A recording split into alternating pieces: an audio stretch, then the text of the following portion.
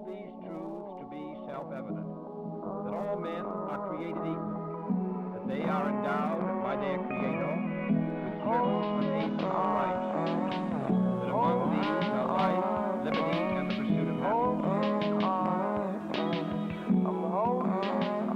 Hello, everyone, and welcome to the podcast. Hello, Professor Greenfield. Thank you so much for joining us today. I'm your host, Joanna and I am accompanied by co-host Kevin O'Sullivan. And today we're going to be discussing with Professor Greenfield the future of the Supreme Court, the recent election, and how it all weighs on American democracy. Professor Kent Greenfield is a professor of law and Dean's Distinguished Scholar at Boston College Law School. He is the author of 3 books, including Corporations Are People Too, and They Should Act Like It, The Myth of Choice, Personal Responsibility in a World of Limits, and The Failure of Corporate Law, Fundamental Flaws and Progressive Possibilities. He has also appeared on networks such as CNN, MSNBC, NPR, BBC, Al Jazeera, and Fox. His writings have appeared in the New York Times, the Washington Post, the Atlantic, Slate, SCOTUS blog, the Boston Globe, the American Prospect, Salon, and The Nation. Professor Greenfield also clerked for Justice David Souter of the United States Supreme Court. It was in private practice at Covington and Burling in Washington, D.C. We are very happy to have him with us today. Professor Kent Greenfield joins us today because he joined other law professors, former deans of law schools, and a law student in discussing the central question of how to fix the Supreme Court. The New York Times took up a series of articles on October 27th of 2020. Professor Greenfield's article, Create a New Court, is the subject of our conversation today, but there are many proposals offered by the authors in that New York Times series, including term limits, changing the certiorari power that the Supreme Court has, threatening to pack the courts, packing the courts, expanding the lower federal courts, or just keeping it all the same. And we have a couple quick notes to add concerning recent events prior to our conversation with Professor Greenfield. Joanna and I wanted the listeners to know that our conversation with Professor Greenfield was recorded prior to January 6th, 2020. Obviously, on January 6th, and tragically for our country and for democracy, there was a coup in America. There was an insurrection. Acts of sedition were perpetrated against the American government. It's the first time since the War of 1812 that the Capitol had been invaded. It is the first time in our nation's history that the Confederate flag flew at the seat of government. It's critically important, obviously, for our country, for our nation, for all of our people to discuss the coup, but it's also critically important for our conversation with Professor Greenfield that we understand this context, because our conversation draws so much upon democracy, coming to the table with good faith, caring about principles and reasons and norms, and extremely sadly, as goes our conversation, Professor Greenfield proves prescient when he talks about a coup in Chile, when he talks about people believing that somehow the election is fraudulent and stolen. This is what we're talking about. This is scarily where we are in our nation's history at this point. And as Professor Greenfield said, the damage to our international standing, in addition to our domestic harmony, is honestly unbelievable. Completely believable when looked at in light of the past 4 years, completely unbelievable when viewed from the standpoint of our entirety. So this is where we are, Joanna, and this is sadly where we need to begin. Thank you, Professor. Thank you for joining us today. You are the constitutional expert. You have been on many different programs, many different publications. We'll talk about your most recent in a moment. But you are the man with the answers on constitutional law, which everyone is looking to right now. How are you viewing it from your landscape? What attracts you to this? What got you interested in constitutional law at first? Yeah, well, it's these last few weeks have really made me remember, how important this stuff really is. I enjoy teaching constitutional law so much because I can teach from the front page of the newspaper every day. And I think these days that's true more than ever.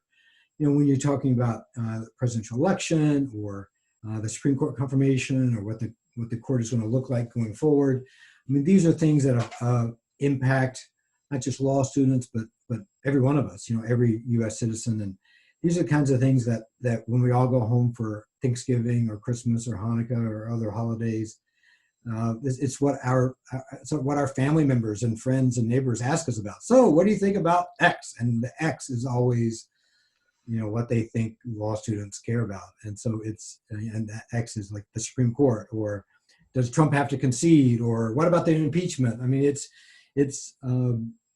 in some ways, when I went to law school, constitutional law was the thing that I sort of had more ideas about than any other thing. I didn't know much about environmental law or administrative law or tax law, but I had an intuition about constitutional law, and I gather that's true for a lot of students when they start out, and then as we learn, our understanding gets more sophisticated, and I think it gets more interesting. And so you're right.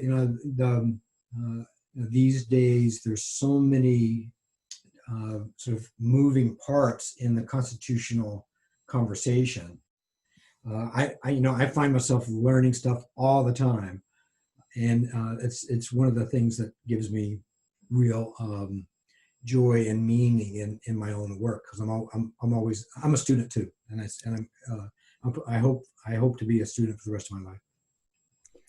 I love that. I love that perspective, Professor.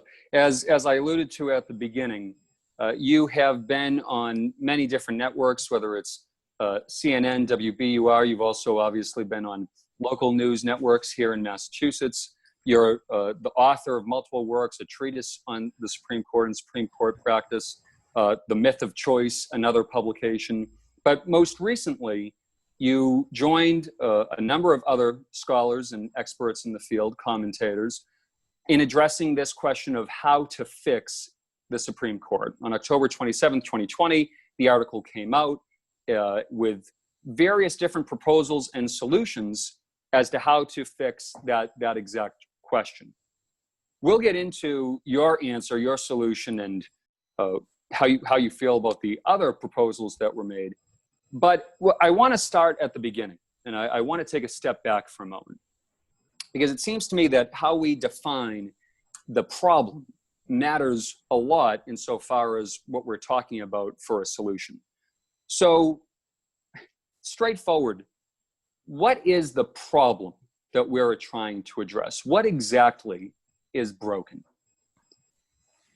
Yeah, Kevin, it's such a great question, and in some ways, my piece in the New York Times sort of took as a given that the court is broken. So it's a good thing to remind myself that not everybody agrees, or not everybody has that same perspective. But here, my perspective is this: that I think the court has long been a political institution, even from Marbury v. Madison, as the students in my Con Law 1 course learn in day one of that course, that that even at the time of a fight between Jefferson and Adams in the election of 1800, the court was really a political actor. But having said that, there's an important difference, and there's long been an important difference between the court and the other branches, and it has to do with its detachment from the pure political power dynamics of the other two branches. And it's also like there's something important, in my view, about the Supreme Court being an institution that is based on reasons. Like you have opinions that are issued that give reasons, that give arguments. And those arguments are written down, and they're evaluated for years, decades, centuries later. And so I think there's something different in that institution, and something that's important to maintain. It's got the court And courts generally, I think, need to be the grown up in the room in moments where democracy is most at risk. And so I think that is where we have fallen down, or the court has fallen down, because I think the Merrick Garland nomination in Obama's last year in 2016, after Scalia's death, he waited several weeks, and then he nominated Merrick Garland, who was, this judge on the DC Circuit, who was a moderate judge, who was eminently qualified, who was older. And I think Obama believed that that was a reasonable choice, that people would come together and be able to compromise on this person. But Senate Leader Mitch McConnell did not even give Merrick Garland the courtesy of hearings, much less a vote. And so they left that seat vacant for over a year until he was able to fill it after Trump's election with Neil Gorsuch. So I think that selection of Neil Gorsuch, in my view, was a sea change in how the court how the political branches deal with the court. That it stopped being something that was subject to reason and was subject just to power. Mitch McConnell says, I have the power to stop this, so I'm going to stop it. And even though Obama had almost a year left in his term, Mitch McConnell was going to stop it. So I count that as one stolen seat. Then you have Brett Kavanaugh, and Brett Kavanaugh, when he was nominated, was credibly accused of sexual assault. I think Brett Kavanaugh also lied under oath on about various things. I mean, and basically the first sentence he said in the speech at the White House after his nomination was a lie. He said, I think it was like, "Thank you, Mr. President. There's no president in our history that has done more research and more carefully vetted nominees than this president." I mean, we all know that of all the things that Trump is, a careful decision maker is not one of them. I'm sure he didn't dive deep into Brett Kavanaugh's jurisprudence. So I think Brett Kavanaugh, did not show a judicial temperament. I think the way the Senate handled his allegations was a travesty. And then, after Ruth Bader Ginsburg died in early October, I think it was early October, it may have been late September, I can't remember the date now. It became clear, I guess it was late September. It became clear that the Mitch McConnell was going to go back on the principle that he articulated 4 years ago, and is going to push through a nomination, Amy Coney Barrett, faster than any nomination that had ever been pushed through, after millions of Americans had already voted, and with a fast track while we were in the middle of a pandemic, and while he was dragging his feet on pandemic relief, and economic relief for the millions of Americans who are hurting because of the economic displacement and the medical displacement caused by that pandemic. So here we are, we have Amy Coney Barrett, who is by her jurisprudence, is about as far from Ruth Bader Ginsburg as one can imagine, being sort of pushed through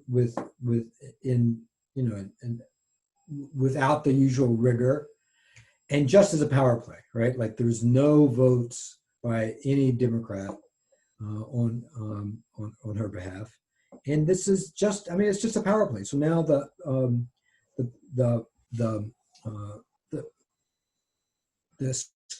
court is now skewed more than ever before, skewed in the sense that we now have very solid blocks, 6-3 block.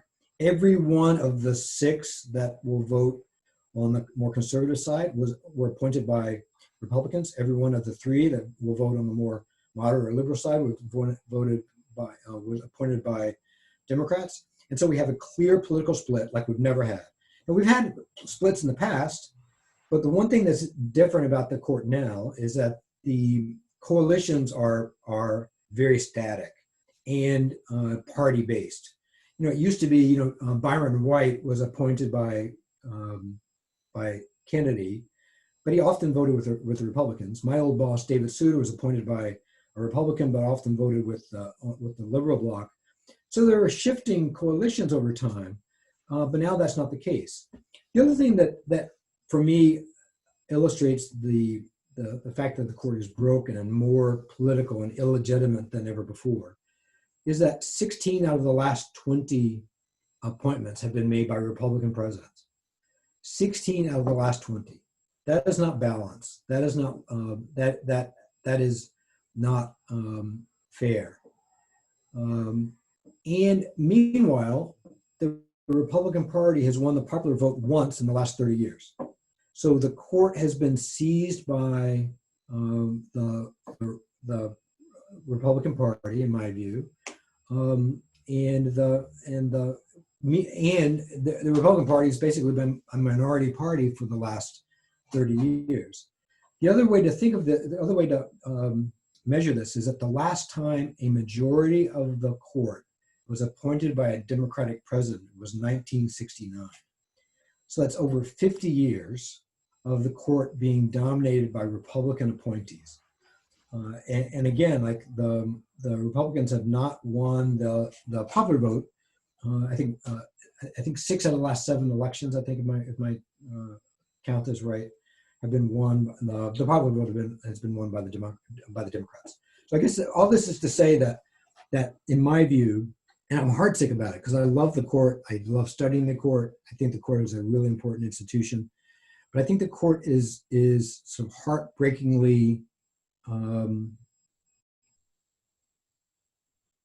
broken and delegitimized in ways that I've never seen it in my life.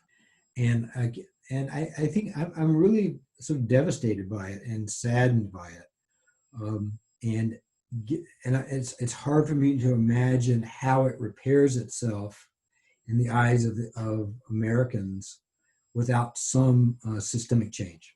Sorry, I went on and on and on, but that's what you get when you ask a law professor. Please don't apologize. Yeah, we need it. Yeah, we need it. We need it. And I want to explore that just a little bit further. Obviously, I think I know where you're going to go with your answer based on that. But just to go maybe a little bit deeper, there are a number of schools of thought out there on how to view this. In my estimation, one of those schools would be we can do better. We can create a different system. We can make sure there are better rules. There are solutions to fix this. Another is rules, principles, standards, norms, values matter. And yes, of course, we should have solutions, but at the same time, the reason why we have these rules in the first place is for very important reasons to maintain institutional stability throughout. And then a third would be realpolitik. It's always been about power. It's always been about politics. This is just the rough and tumble of it all. And for those people, or perhaps others, I'm sure there are some out there who say, you know what? There's nothing broken. All that's happening is that liberals are saying it's broken because the conservative liberal split is 6-3. And that to them says, hey, it's broken. But in reality, things are just going exactly as they go. This is exactly how it's supposed to operate. Advise and consent has happened. The president got to nominate individuals. Those nominations were confirmed. Where along that spectrum, along those axes, do you fall? Yeah, well, I do think, I think that's an excellent question. I do think that there's always an element of realpolitik in this, as in all politics. But having said that, I think one of the virtues of the Supreme Court and the confirmation process through the years has been at least at the margins, and the margins matter here, that there's engagement on the substance. Often people talk about the Bork hearings as back in the early 90s as being the moment where things really went off the rails. I disagree with that. I think Bork lost on the substance. Like he he had a view of the Constitution that was that was in the minority and was questioned, and people voted on the merits, and he lost on the merits. So I have no problem with that, and in fact, I would have no problem if Amy Coney Barrett or whomever else answered questions fully and forthrightly, and people vote on the merits. So, but that's not what we have now. We have this sort of dance at the confirmation process where you ask a question, I refuse to answer it, I sort of speak in generalities, and then you answer in generalities. So and then we vote the way we were going to vote when we walked into the door. That doesn't seem to serve anyone. I mean, I do think that. I mean, I think one thing that the last 4 years have shown more than any other thing is that norms matter. This President Trump has been a disaster in so many ways. And people talk about his undermining of the rule of law, and I think that's absolutely one of the things that's gone on. But I think also his undermining of the rule of norm is really important and really damaging to the fabric of democracy and to the judiciary. Like when how he has undermined the independence of the Justice Department, I think could very well be permanently damaging. The way he has, we can talk about the concession or the lack of thereof, later as we in the conversation.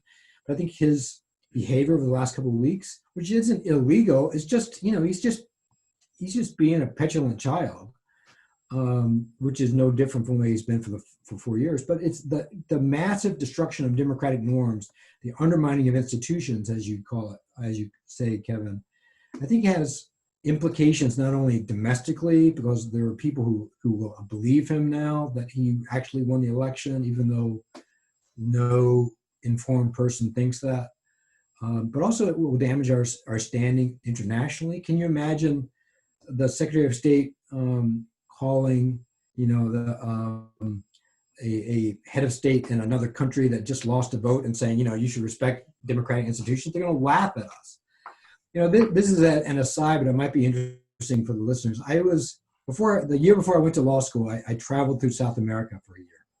I got a backpack and a journal and traveled from country to country. And I happened to be in Santiago, Chile in 1988. That's showing my age. In 1988, when the dictator, Augusto Pinochet, allowed a plebiscite, a vote to determine whether he would stay in power or not. And he thought he would win, and that would sort of legitimize his election, his position as president. So I was there. I heard about the plebiscite coming. I took a bus. I was living in Ecuador. I took a bus for about a week to get down to Santiago, and I stayed with a family, a friend of a friend, a family in Santiago, in a working class neighborhood. So I was embedded. I was embedded. And the vote happened, and I was sitting around with the family that night, and we could and the election returns were coming in, and I could tell that Pinochet had lost when they switched from election returns and started running old reruns. Like the state-run television was like, oh, we're not reporting these anymore. And then the next morning, the city erupted in joy. Thousands and thousands of people sort of streamed into the streets and started spontaneously celebrating. Celebrating democracy. And I remember, just people just being joyous that their long nightmare, national nightmare, was coming to an end. And then Pinochet ordered the troops to come in and disperse the crowds, and we all got tear gassed and the like. But what I understood happened was that during the middle of the night, Pinochet was going to call off the election after it looked like he was going to lose. But the ambassador, the United States ambassador, apparently called him and said, "No, you're going to respect the election." And Pinochet, and the U.S. had been his ally, and Pinochet was basically cowed into into accepting the election by the U.S. ambassador. That is not a phone call that can be made now by the United States ambassador anymore, because, I was thinking, because our own president has refused to obey the election return. So I think the violation, you started by talking about the court, and I ended up talking about Chile, Kevin. But I think the notion is that norms and institutions matter, and I'm very concerned about the erosion and reminding of those norms that we're experiencing right now in real time. Professor Greenfield, I have to say, there are some striking similarities between the upheaval of a dictator in Chile and what's happening now in the United States, especially considering after the election week finished. And I guess that all of that is to say the importance of a concession speech. And I know there are some topics I still would like to touch on with the courts, but I would be interested in knowing your perspective as to why the concession speech is not constitutionally required, but is so fundamental for the peaceful transfer of power. Yeah, it's one of these things that has just become a norm. And there's so many things in the Constitution that are sort of like Constitution adjacent that are really governed by norms rather than law. The fact that we have popular votes for electors, that's not dictated by the Constitution at all. That's up to state legislatures, but state legislatures, all of them have said, well, we're going to select our electors by popular vote. But that could change, but that would be a huge violation of norms. I think the concession speech is one of those things that nobody ever thought about until this year, like how important it was. Little did we know that the head of the GSA, there's this little known GSA official that has to sign the letter that officially gives transition funds to the president-elect's transition team. And now she's refusing to sign that letter because Trump is not conceding. And we wouldn't have thought that would have been important. We wouldn't have thought that we would need a law to tell to have the president, require the president to concede or issue the letter or what have you, until this year. I mean, and this norm of peaceful transfer of power is really a norm that started in the election of 1800. John Adams was running for re-election. They had, during his administration, they had passed the Alien and Sedition Acts that made it illegal to criticize the president. I mean, talk about a dictatorial. And Thomas Jefferson ran against Adams. Thomas Jefferson was Adams' own vice president. They were running against each other, calling each other names. It was a horrible election. But, when Adams lost, he got in his carriage and rode it back to Quincy. And he didn't attend Jefferson's inauguration, and I probably didn't give a concession speech, but he gave up and he came home. And I think that peaceful transfer of power is something that's really been very important. And we didn't understand how important it was until this year. And so, I think this goes to show that so much of the Constitution and so much of our legal and political framework depends on the good faith of the people involved. You have to be, you have to act as if you're not the only person in the country, and you have to act like the country, that you care about the country.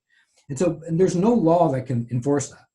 If Trump is going to be a complete a-hole, there's no law other than impeachment that will keep him from, that will make sure that he acts that way.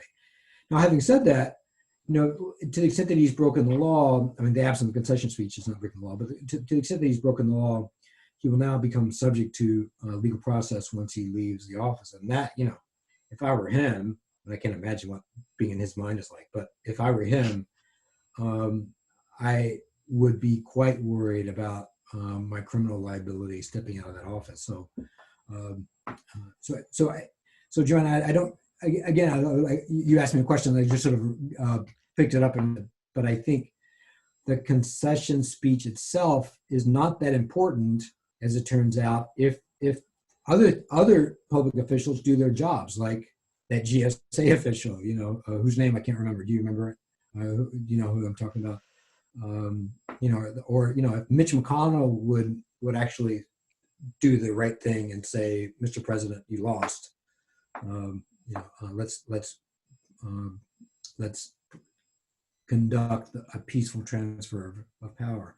Let's remember, like a transition, moving from one administration to the other in 2 months is a huge task. They've been working. The transition teams began working in the summer before the election. It always happens behind the scenes because nobody wants to be outed as Trump is already working with the transition to a Biden administration. That's not the PR that either campaign wants. But this is like a multi-month process that is required, and for Trump to stop it or to obstruct it, I think is dangerous. Most definitely agreed. And as you said, I don't think any of us can reasonably expect to know what's going on in Donald Trump's mind. So this election has definitely been unique in a multitude of ways. And we're thinking about a lot of things that, like you said, we didn't really need to think about before. Something that I'd like to know, Professor Greenfield, is that do you have any any predictions as to the future implications this election will have? And this, you can take any angle you want with this. This could either be the state of our democracy with electoral or election law. There are some states that have statutes automatically sending out mail-in ballots, and now I feel like as if the population has had a bigger experience with mail-in voting. What do you think could result from this election cycle? Yeah, there's such a good question, Joanna, and I think I could see a number of different things, and much of it depends on what happens in the two runoffs in Georgia, right? If we have essentially a blue Senate, the agenda is drastically different from if we have a red Senate. So let's just talk some about the what I wish would happen. I think one of the things that's become clear over the last 4 years, I think we need fundamental and drastic democracy reform. We need universal voter registration. We need same-day registration. We need the election day to be a holiday. We need very easy and secure absentee voting. We need consistent standards across all 50 states so that we know that the standards by which citizens vote are the same whether you're in Wyoming or Rhode Island. So I think democracy reform is definitely one. I also think that I wouldn't be surprised if we had a push over the next generation or so to reform the Electoral College. I've become persuaded that the Electoral College ought to be abandoned. It is an anti-democratic vestige of slavery, and if we want to be an anti-racist country, we need to abandon the Electoral College. And I think and that's going to take, that's a generational task because a constitutional amendment would be required and those things take a long time. But I wouldn't be surprised if we saw some movement toward that. I also think that if we were to have a blue Senate, we would see statehood for Puerto Rico at DC and as being one of the things. I also think if we had a blue Senate, we could see some aspect or some type of judiciary reform, which sort of the trigger to this whole podcast. But the other, and we can come back to that in a moment. But in the absence of a blue Senate, I think what we will see is a further expansion of presidential power. Trump expanded presidential power quite a bit. Obama had expanded presidential power quite a bit before him. George W. Bush expanded presidential power before Obama. It's a ratchet, and it's a one-way ratchet. And because because the legislative branch is so so blocked and so locked in political battles, and at least if the Senate is GOP and the House is Democratic, there's not going to be a lot of common areas for work. So what that means is that vacuum will be filled by presidential authority, presidential power. So it's Biden will go back into the Paris climate accords. Biden will negotiate treaties, probably renegotiate the treaty with Iran, the nuclear treaty with Iran, or the nuclear agreement with Iran, I should say. I think there will be regulatory changes based on presidential power. There will be rollbacks of Trump's rollbacks of environmental reform, environmental protections, I should say. So I think probably the most likely outcome of this election, of all the things I mentioned, is an expansion of presidential power. Now, if you think the executive is a good thing and expanding executive power, then maybe that's something to applaud. But I do think that on balance, it would be great if we had a functioning legislative branch, and we haven't had one in a while, probably in a decade. So most definitely. I mean, I guess that leads us into, like you said, the trigger of our conversations today. So from what I've heard, just in general since the beginning, at you talking about what you find are the problems to be with our judiciary now, along with the different changes that are already underway and soon to become with the other facets of our democracy. I guess my question is to you is, do you find that the proposed solution that you brought up in your New York Times article, the Constitutional Court, if you think that's one of the changes that'll be more generational, or if you think it'll be more recent? So this idea sort of sprang, I don't know if this ever happens to the two of you, but I had this idea while I was asleep.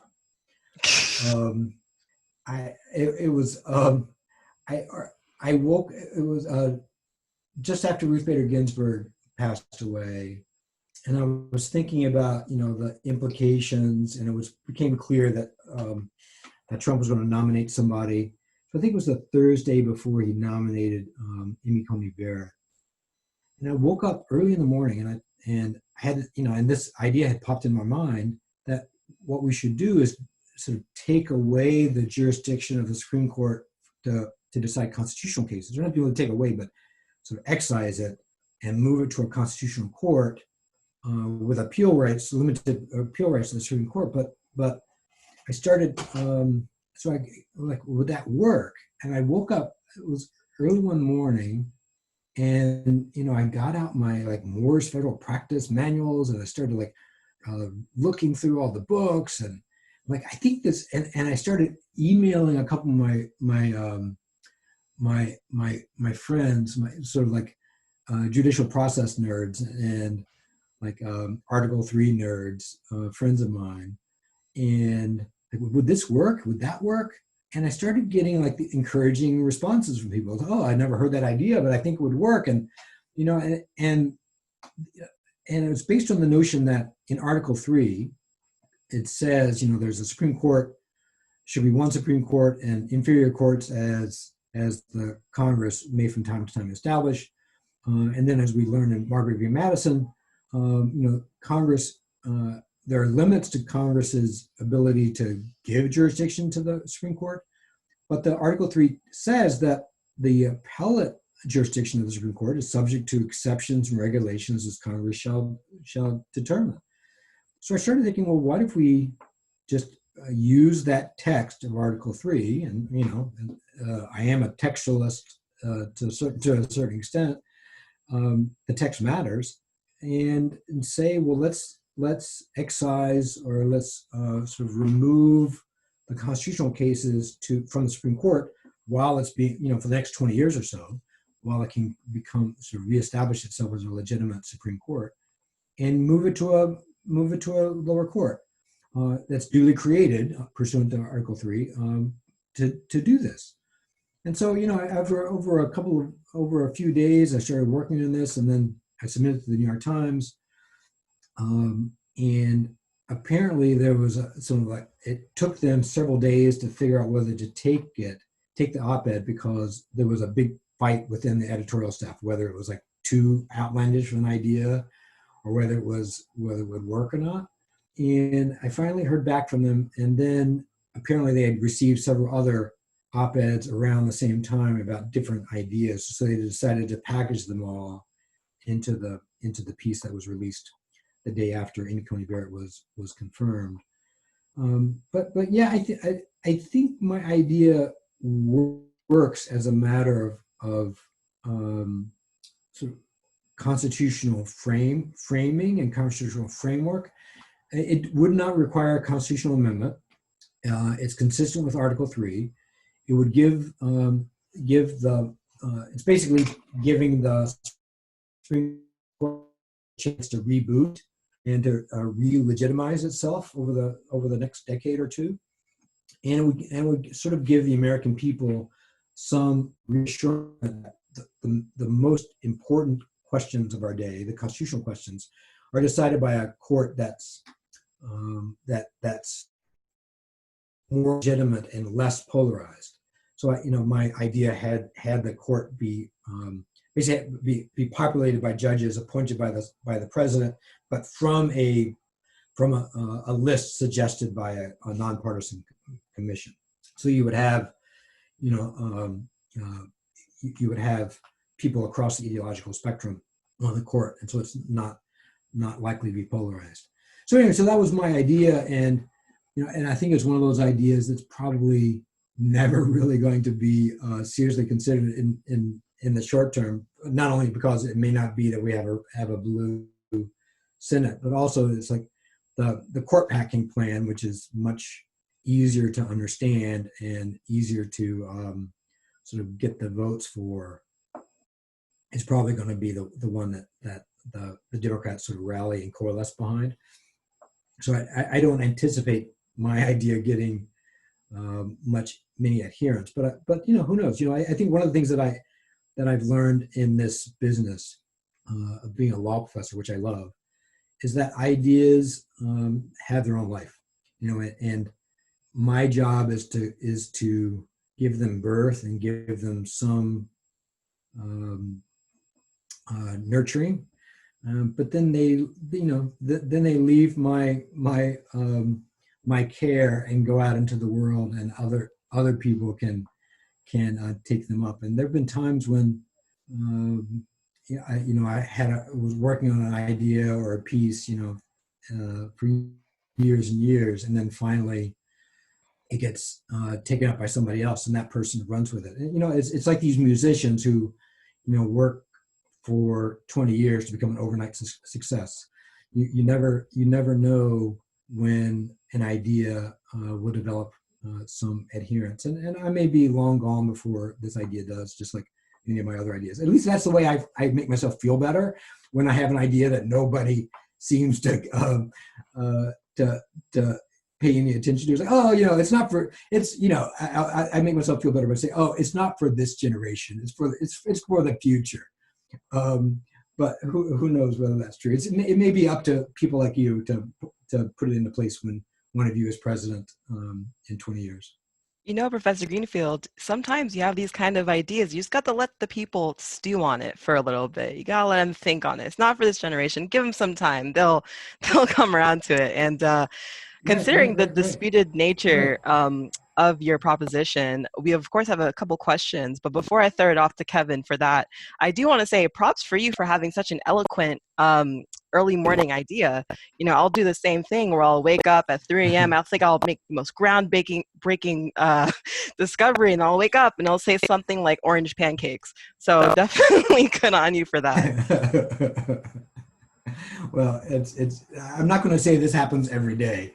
I think usually it's like if I can get up, let the dog out make my coffee, I've considered it a good morning. Yeah, I think I'm feeling the way Joanna's feeling. I think your idea should get even more credence because it came to you in a dream. That might be a sign from on high. We got to step up and do something here right now. Right. Although I do, you guys have probably read this stuff too. Like, people, mathematicians have solved math problems during their sleep. It's like if you're trying to wrestle with something that you can't figure out, sometimes the best solution is to sleep, and then your mind keeps working on it. Absolutely right. That was how this one came up. Absolutely right. And I think what you said about letting the idea have a life of its own and allowing that to take place, I think is crucial for the thrust of what we're trying to do here. It's important that there's a conversation. It's important that there is at least some movement towards understanding that something different may need to happen. There has to be certain options on the table to even allow that to go forward. So it's very important to really leave no stone unturned and to explore these things. And I guess in that regard, taking a page from Joe Biden, don't compare me to the almighty, compare me to the alternative. How do you feel your idea stacks up against the alternatives? In that piece by the New York Times, How to Fix the Supreme Court, other law school professors and former deans of law schools and a law school student discuss term limits, packing the court, threaten to pack the court, expand the lower courts. There's many different options. How do you feel that yours either fits in, substitutes for, or complements those other ideas? Yeah, I think, Kevin, you're right that these ideas are ideas that I think I feel differently about than I would have even 6 months ago, right? Because they've percolated and been cultivated. Like even in my piece, I stated some hesitation about packing the court because I think there's a danger of it sort of being having a ratcheting effect, that whoever gets the presidency and the Senate in the future will keep doing it. But I think on balance, if you're not going to pick my idea, I have become a supporter of court packing. And I don't think court packing is the right word. It's adding justice to the Supreme Court. Because the court, the court has gone up and down in the number of justices that are on it. Congress has changed that for political reasons in the past, and I think adding 2 or 4 justices would actually would make the court better. And I can name 4 people I would put on the court right now, who I think would make the court a lot better.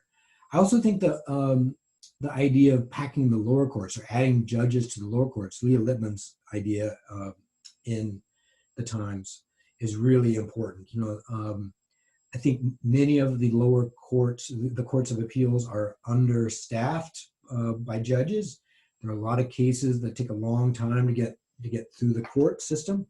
I think Trump has done a good job from his perspective of packing in the courts, and I think one of the ways to both decrease the power of the Supreme Court and ameliorate some of the harms that Trump has imposed on the judiciary is to just expand the lower courts. One of the reasons the Supreme Court doesn't only hears 70 or 80 cases a year.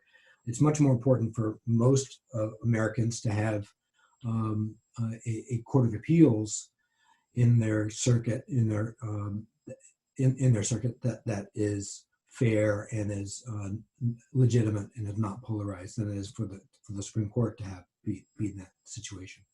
So I think those ideas are important. I think term limits is another idea that I've sort of been very skeptical of over time, but I'm now much more open to.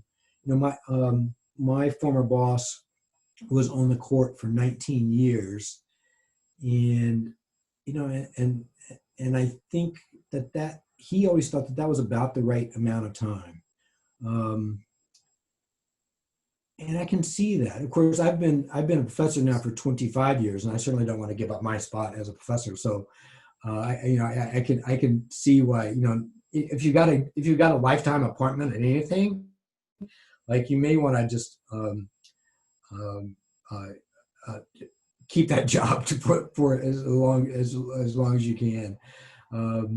But we all see some risk in that, and I think Justice Ginsburg was an amazing person, an amazing justice.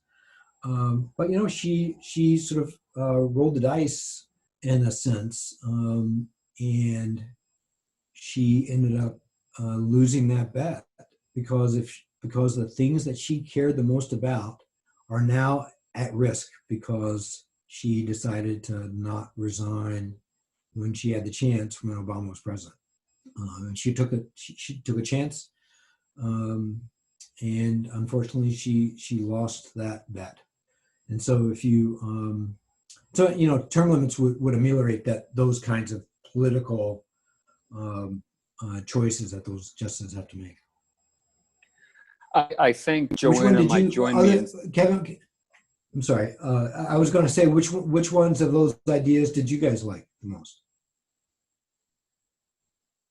Joanna, if you have any thoughts, I'm happy for you to go first. I don't want to take up too much here. No, don't worry about it. Honestly, I'm sitting here soaking it all in.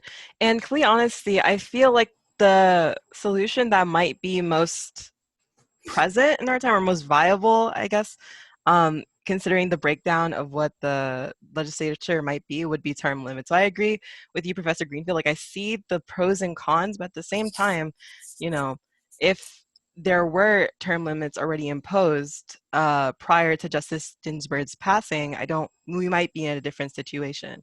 So personally, I find that to be the most present solution. What about you, Kevin?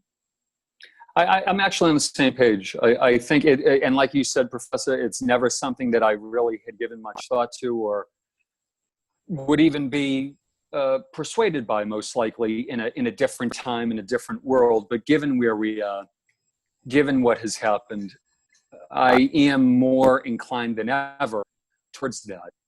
But even so, I don't think it's without its practicality concerns and without a certain constraint on, well, wait a minute, what if in some ideal world we got a great justice who we simply just don't want to lose to a term limit?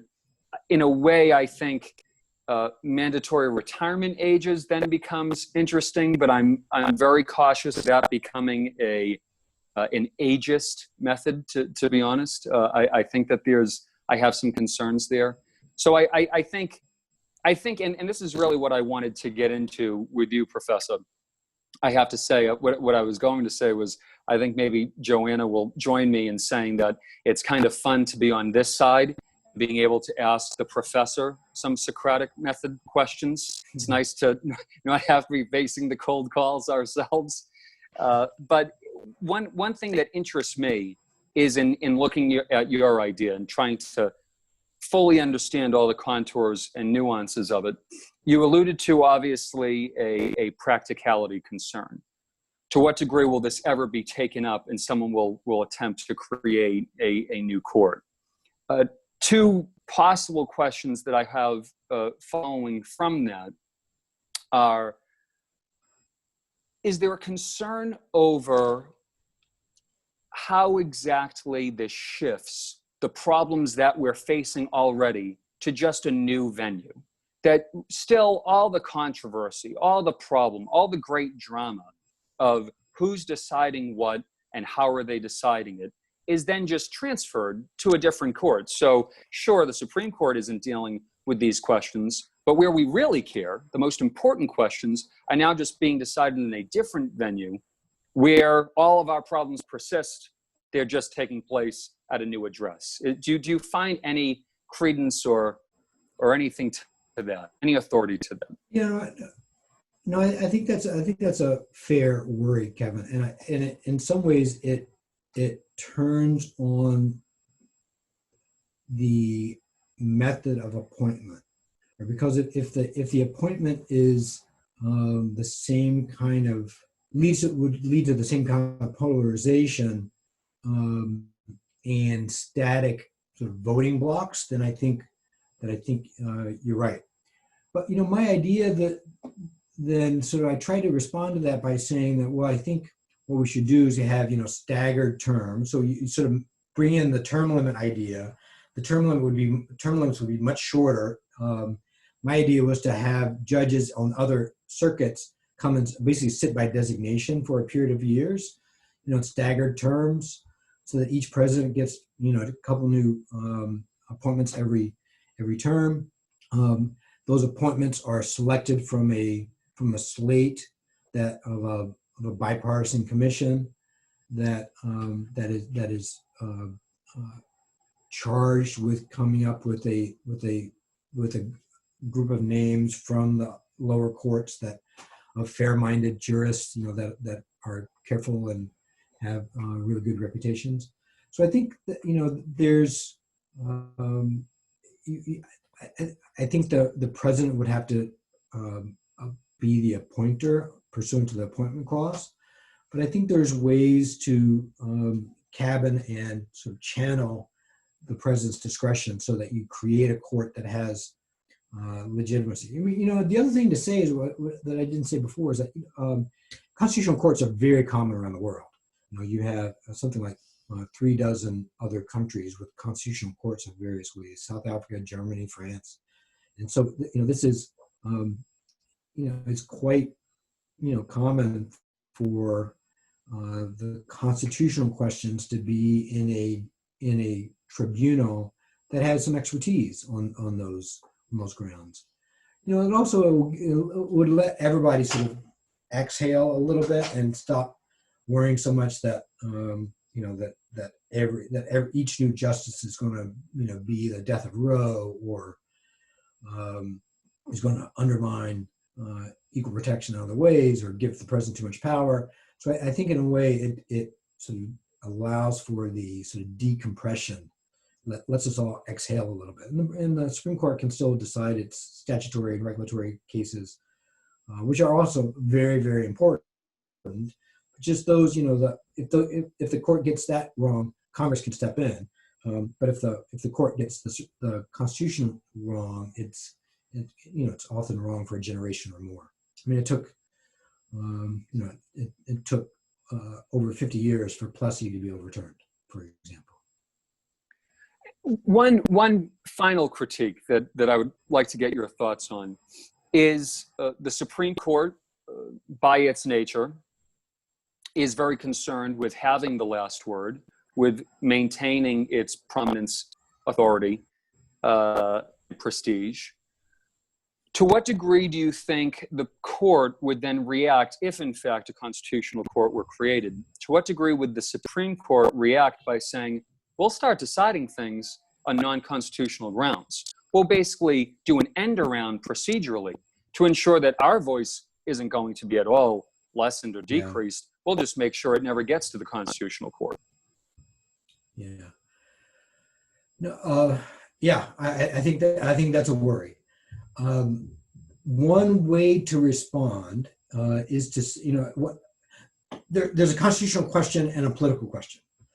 The constitutional question is whether the creation of this court is a violation of Article 3. And Article 3 says there shall be one Supreme Court. And one might say one possible constitutional objection to my idea is you are undermining the Supreme Court as the one Supreme Court, and if you basically stripped the Supreme Court's jurisdiction completely of all constitutional cases, then then that undermines the textual requirement that there be a one Supreme Court rather than two. I answered that in the piece by saying that there is, the court can still grant cert from of matters decided by the Constitutional Court, but only with a supermajority vote. I mean, cert, the right now current practice, and it's only a norm. It's not law. The current practice is that 4 justices can vote to grant cert, and then the court hears a case.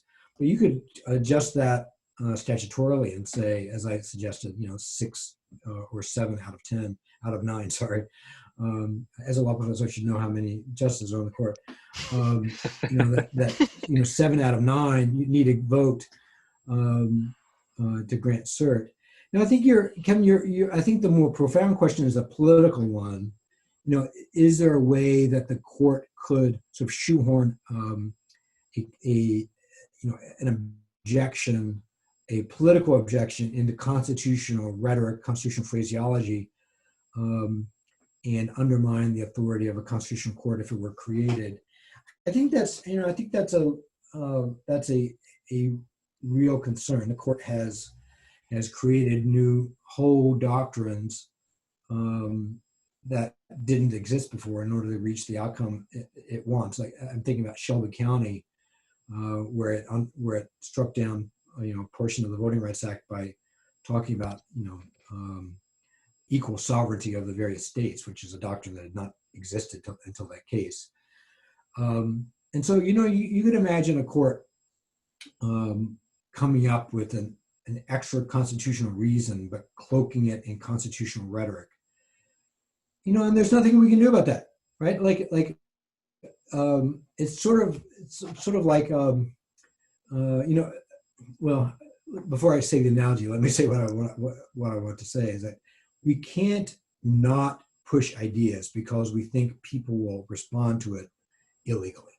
That cannot be, that the Supreme Court won't go for this, and they'll come up with some reason. If they come up with some reason, we'll react at that point, but we can't internalize that illegality or the illegitimacy and have us stop from acting.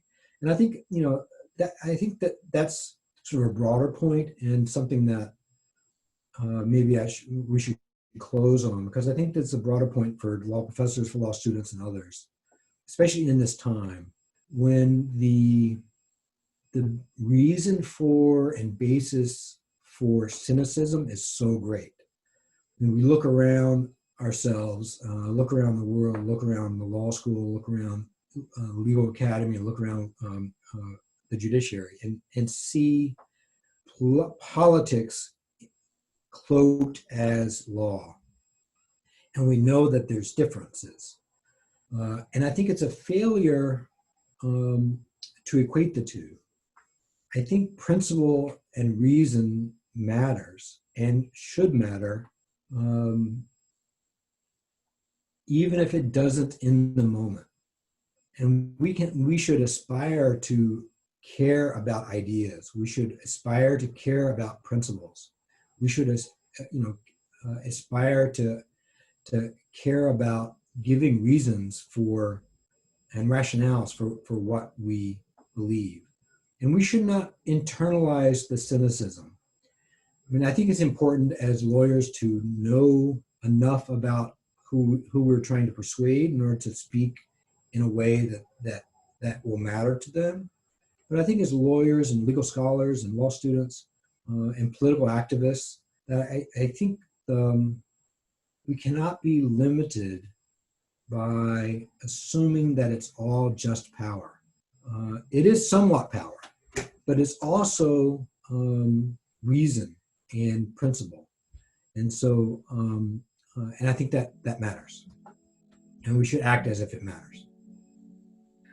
Thank you so much, Professor Greenfield. Thank you so much for being with us. It's been excellent conversation. Professor of Law and Dean's Distinguished Scholar, you've been a great help to us, and thank you for helping us explore this most important issue. It was a pleasure, Professor Greenfield. Thank you for your time today. It was my pleasure. My pleasure. Thanks so much for doing this. So Kevin, we spoke to Professor Greenfield and we talked about a variety of things. And I think there are some things that we should still have to discuss, at least between each other. How do you think the conversation went with Professor Greenfield? What are any lingering thoughts you have from that conversation? I thought it was great. I think we're very fortunate to have Professor Greenfield join us. He's obviously in high demand all the time, but especially now.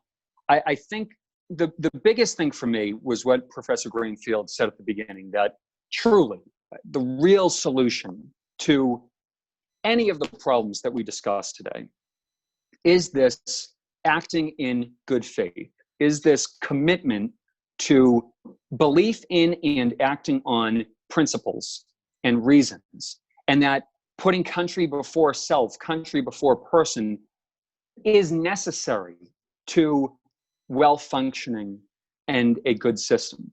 And I think for me, hearing Professor Greenfield say that was very reassuring, and also the key to it all. For me, I when I look at all these issues, I think the true issue doesn't actually emanate from the Supreme Court. I think it does emanate, at least insofar as Supreme Court nomination and confirmation is concerned, in the Senate. And that it's really the Senate's rules and how they have been used that affects all the rest of the issues that we've been facing. And I think, and I don't know the answer fully, but something to think about is how to get the Senate to both advocate for and produce their own rules that will lead to best results, but also, given that the Senate has either proved unwilling or incapable of that, how do we have an ability to tell the Senate what rules it has to operate by? And I think that's really where everything meets. That for me is the intersection. How about you? What would you say is the culmination, the conclusion of it all? I have to agree with you, Kevin, in what you said about the Senate, and especially considering, the good faith. My 1Ls in contracts will know that that's an implied term. You don't really have to say that in contracts. It's just there. And I think the major conclusion for me after the discussion with Professor Greenfield is it's not really a conclusion, but more so a question of how we got here now. Considering that the American experiment, this has all been happening for 200 years. Why is it in this point in time that we're questioning or seeing an issue with what our system has in play now? And I really feel like that can be answered either with the norms that have been established that have just been ignored at this point in time, or is it the environment surrounding us now? We are in a hopefully building towards a more equivalent, value-based society in our country, but it still leaves that big question of why we got here. We know how we're going to hopefully address it, but it's definitely a really big question. Something that was especially striking to me is just the similarities between a dictatorship coup in Chile that Professor Greenfield saw and now. So how we got here is definitely going to keep me up at night. Well, you asked the right question, Joanna, and that's something too. You look at the vote counts for Supreme Court nominees and what vote by which they were confirmed, and you look at people who now we view as one of the central legal figures of their respective causes, and yet they were confirmed by overwhelming majorities. RBG, Justice Ginsburg, nominated, confirmed, I should say, 96-3 in 1993. Justice Breyer, 87-9 in 1994. Justice Scalia, 98-0 in 1986. Kennedy, Justice Kennedy, 97-0. You bring up a right question. You look just a little bit down the line from that. President Obama, Justice Kagan, 63-37. Justice Sotomayor, 68-31.